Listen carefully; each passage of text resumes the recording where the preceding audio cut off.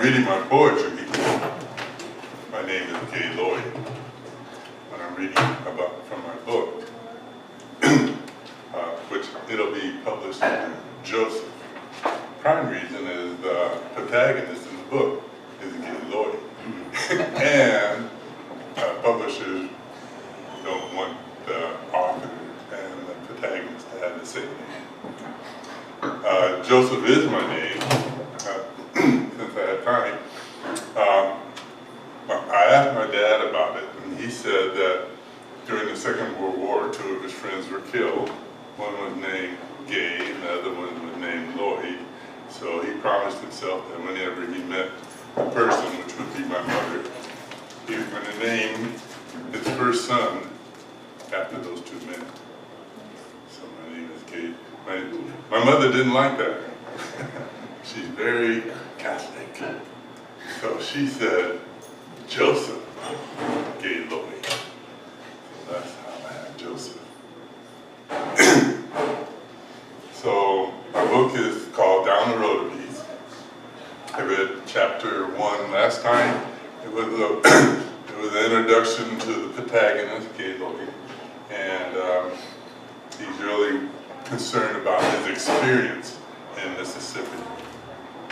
Chapter 2. Before leaving. Early June brings the first evening of school for the summer in my hometown, San Diego. 7th grade was tough, but 8th grade should be easier. I'll be 13 in a few days, and like my friends, I will soon be a grown man. I kneel at my bedside and recite my nightly prayers beneath a small colored print of 3 angels with shoulder-length blonde hair and enormous white feathered wings. 2 of my brothers, James and Michael, are on their knees at the bottom of their bunk beds, compete with me in harmony. Amen. We 3 older brothers sleep in one bedroom and the 3 younger ones in another. Mom and Dad stands in the doorway, smiling and nodding. Dad puts his arms around her shoulder, his tall, lean frame towering over her. Although she's not small in stature, her black hair falls below her waist in loose ringlets, though normally she wears it rolled up into a tight bond at the nape of her head. Her stomach bulges slightly under her robe. Sleep tight, boys, she whispers. James clambers up a ladder to the top bunk, stands on a high rung. He says, "Don't let the bed bugs bite." I'm not sure he relishes their alliterations. This is something he says every night. I don't know anything about bed bugs and shrugs. He giggles as he rolls under his covers. Michael laughs as he crawls into the bottom bed. The bunk is against a wall opposite the window where I sleep. Michael's hair curls in large silky spring like Mom's, but his skin is as dark as Dad's. Tomorrow, you'll help us get ready for our trip, Dad announced like a news bulletin. Oh, are we really going? James shouts, looks down at Michael, then across at me, and then repeats, matter of fact, we're really going. I can't sleep, Mommy, I complain. All I can think about is the cotton Dad told us about. I want to see what it looks like before they flatten it into underwear. I can't believe we have to wait 2 more days to leave. Dad chuckles. You'll sleep sound after I turn the lights off. I hear a click. The room is dark with only a waxing half moon to brighten the windowsill. I listen to Dad's melodic hum. Sweet nose, sweet cherry eye. He follows Mom down the hall to the other kids' bedrooms. The tune fades, then stops. Dad's right. My warm, comfortable bed and soft pillows are the last thing I remember before my dreams are interrupted by the morning sun already heating the Southern California town. Up and out, Dad calls. Don't sleep your lives away. Dad's wake-up call comes too early for my first summer morning. School is out, but we never sleep past 7 when Dad's ship is in. He's been in the Navy since he married Mom. After 27 years career, he retires this month. Having him at home all the time will certainly be different. He promised to take us swimming, fishing, and hiking with the Boy Scouts. After washing up, I go into the kitchen to help Mom. Gaylloyd, let me look at your face. She runs her thumb over my upper lip. You need to wash this. She turns and adjusts my head for a better look. I did. Go in the bathroom and wash your upper lip. I can't imagine what she sees or how my lip got dirty. I just got up and haven't been outside. My reflection is the same, nothing different, but I wash away, especially scrubbing the area under my nose. I come back ready to set the table. You didn't wash, Mom says, and takes me back to the bathroom where she stands in front of the sink. I still see nothing. She scrubs my upper lip, looks at it again, and works on it until I whimper. Oh, it's peach fuzz. My little boy's growing a mustache. He's becoming a man. It's been that way for a while, Mom. I never noticed, she murmurs. I set the breakfast table while Mom heaps steeping buckwheat pancakes on a platter. With a lot of chattering, my younger siblings scrambled to their regular seats. James put the maple syrup near the butter on the counter while Michael sets our drinking glasses and finds a place for the pitcher of cold milk, glistening with condensation. Dad places a bib on baby Mark in his high chair and blesses the meal. Sliding into her seat, Mom reminds us, don't let your eyes get bigger than your stomach. Help yourself to only what you can eat. There's plenty here. Clean your plates. You can always come back for more. Philip, so proud of himself, announces, we belong to the Clean Plate Club. Last time Dad came home from a tour in China, he gave us each a number instead of calling us by our name. I'm his number 1 son. That's what Chinese people do, he tells us. Philip, born in Oahu, is his number 4 son. I often tease number 4 about his Hawaiian roots. I like banana slices on top of my pancakes. I tilt my head towards a fruit-filled wooden bowl with bowl way beyond my reach. Pass the bananas, hula boy. I wait for him to react. He drenches his pancakes with maple syrup. Calm, he looks up. Oh, are you talking to me? Yes, I am, grass skirts. Here, hand the banana. Here, handing a banana to Michael. Pass this to number 1 monkey. To the number 1 monkey. Michael hands it to James. Pass this, a gift from Hawaii. James cheers as he gives it to me. Number 1, Dad says, as he evil eyes us, me most of all. We have a lot to do today, and I don't want you squabbling with your brothers. I lower my head and stare at my breakfast. Not that I'm sorry for edging Philip on, but I am sorry Dad noticed. Feed the baby, Mom says, and hands me a tiny fork with a small bit of pancake. Mark's almost a year old. Everyone eats and jabbers at once, including Mom and Dad, who are planning the day. I'm not listening intently, but Dad's mention of chickens wiggles through all the other talk. Mom wipes the baby's chin. Dad, George, when the water gets hot, I'll bring it to the You shouldn't carry anything heavy, Emma. I'll send the boys when we're ready. Gaylord and James will help dress the chickens. I don't think to ask what they're talking about or what it means to dress chicken. Dad looks at me. After breakfast, you, James, and Michael catch the chicken and bring them to the garage. I'll wait for you there. Like ducklings in a parade, James, Michael, Philip, and even Charles, the second to the youngest, follows me out the kitchen door. He doesn't want to be left out, Mom says, watching Charles trail the rest of us. Last year at our annual church fair, I won 5 chickens in a coin toss game. They were the first animals I've ever had, other than our dog.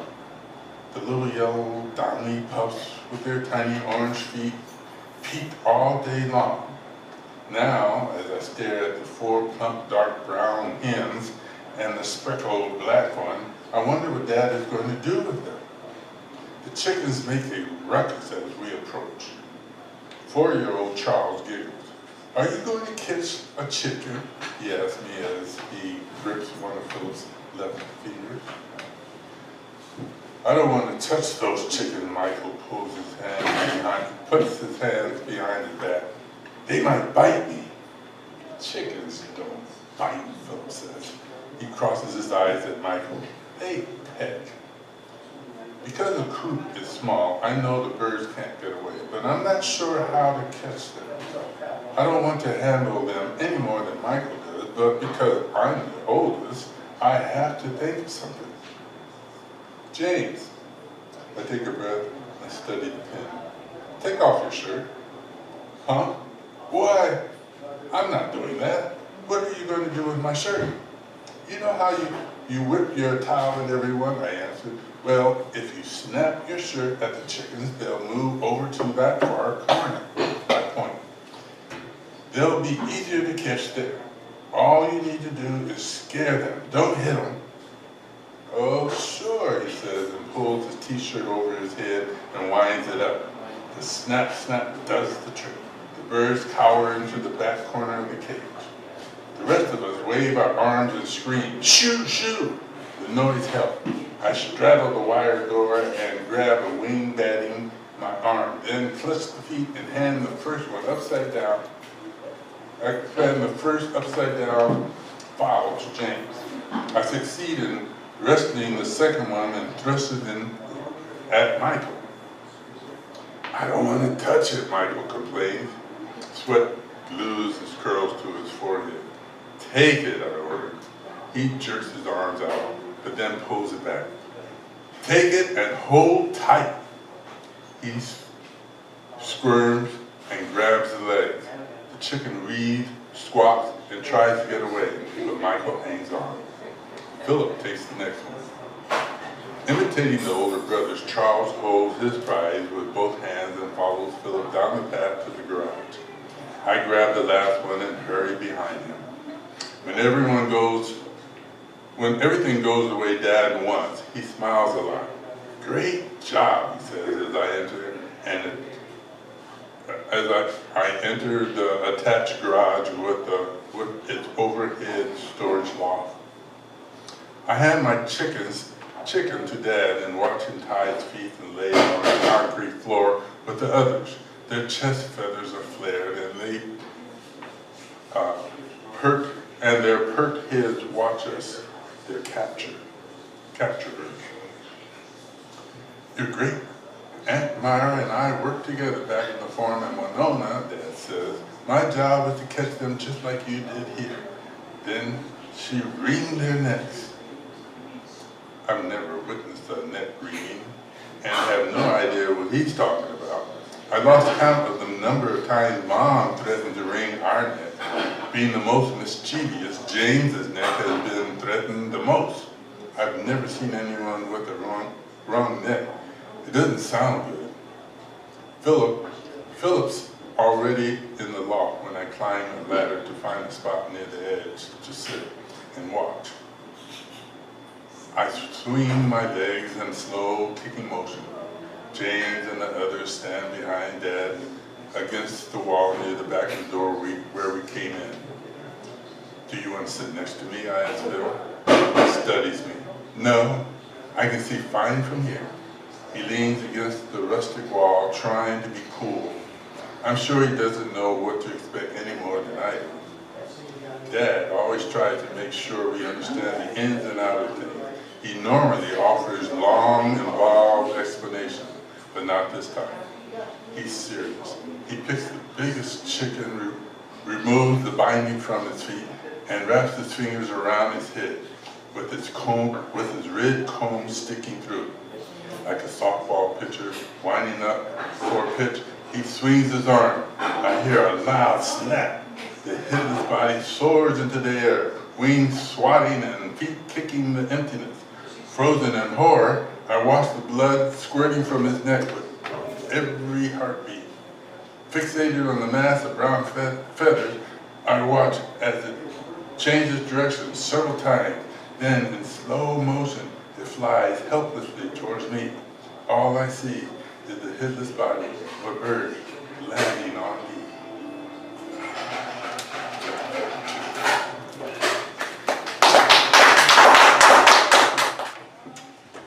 Chapter 3.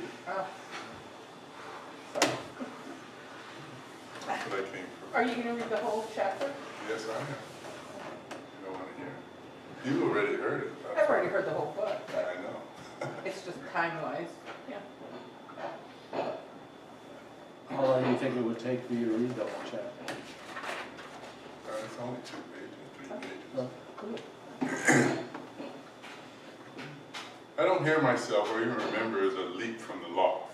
"Mom, Mom!" I fling the door open, kitchen door open. "Mom!" I scream. She's changing Mark on the diapering table. "What?" I rush to her and bury my head on her shoulder. My lips tremble and tears gush down my cheeks. She runs her hand over my closed, cropped head. When she cradles my face, my sob subsides. "That's a boy," she says, dabbing my tears with her apron. "You'll be all right. Big boys don't cry, do they now?" She doesn't say anything about my bloody clothes, but her admonishment embarrasses me. I'm too old to act like a scaredy cat. I sniff, lift the pan lid, and look at the water heating on the stove. It hasn't come to a boil. On the diaper table, Mark pedals his feet in the air and squirms. I consider going back to the garage. Mom finishes diapering the baby and lifts me. "You can help me until Dad calls you. Wipe off the table and sweep the floor." She carries Mark from the room. I put the broom away just as James comes in. "Daddy wants you to bring the hot water," James says. "Pour it in the washpan. Pour it in the washpan I put on the ground outside." "I'll get it," I say, reaching for the pot. Steam pours from under its clattering lid. "I'll help," he smirks. "I don't need your help." I cast my eyes away from him. Firstborns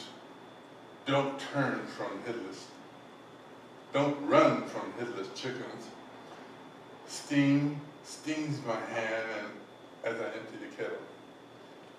My other brothers horse around with each other. Dad carries 3 headless chickens by their feet in one hand and 2 in the other. Gooey blood drips from their neck. "You look so funny running away from that chicken," Charles teased. "All of them ran around, even the first one," Philip grinned. I stayed out of the way, not looking at them. I ignored their comments. Dad stands behind me. I'm grateful he says nothing about me running off. He lays the birds next to the galvanized washpan on the lawn in front of the kitchen. I never named the little puffs. With life drained away, they seem smaller. Michael leans near the fence with Charles and Philip crowded around him. Dad dangles a chicken in front of James and me. Dunk it in like this, he shows me by swishing it back and forth in the water. Be careful, the water's hot. He lays the salted wet bird on the ground and gently pulls a fistful of feathers from his breast. The warm, wet down smells like damp moss in the forest. As we pluck, it seems every moment, as we pluck, it seems even more musty and moldy than mold, and gets plastered on everyone, even the 3 watching. After all 5 chickens are plucked, James parades back and forth in front of the naked birds, hands on his hip, elbows flapping and head bobbing to and fro. Charles chortles and runs to him. Put some feathers on me. Dad grins. Gaylloyd and James, he points to one of the orange trees near our vegetable garden. Empty the pen near there and meet us inside.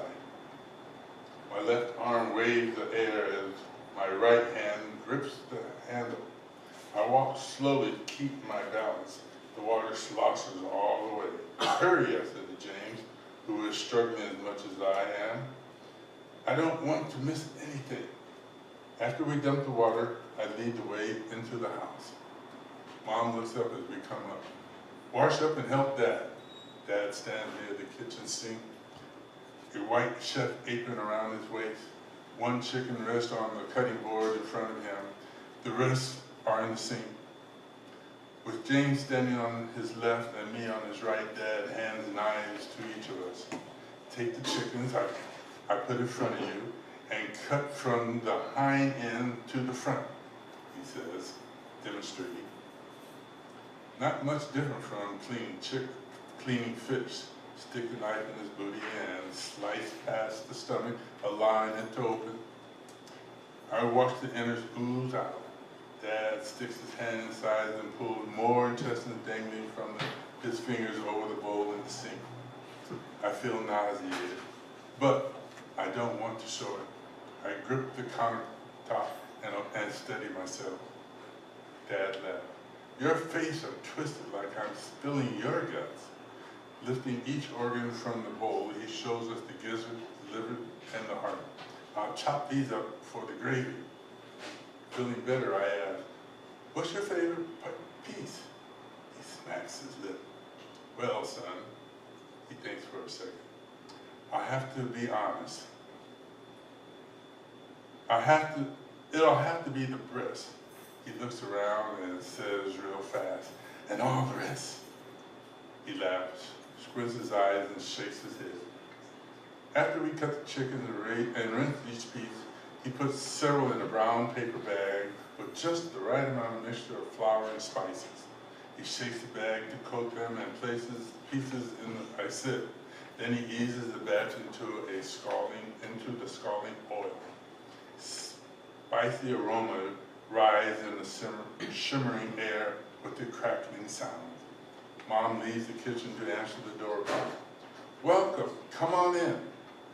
Hello, Cookie and Lullaby, Dad says to our next door neighbor. Unlike Dad's hair, Mr. Cook's tightly curled hair is on its way to gray. He works as a porter for the Santa Fe Railroad. Mr. Cook is lighter in complexion than him. They often visit without an invitation. Move over, Michael. Give Mr. and Mrs. Cook room to sit. Mom nods toward the avocado-colored banquet bench that encircles the kitchen table on 3 sides. Michael and Philip stand on the bench cushion next to the stove and watch the chicken sizzle. Mr. Cook sits next to his wife after she scoots in. George, let's talk about what you need us to do with the house while you're gone, he says.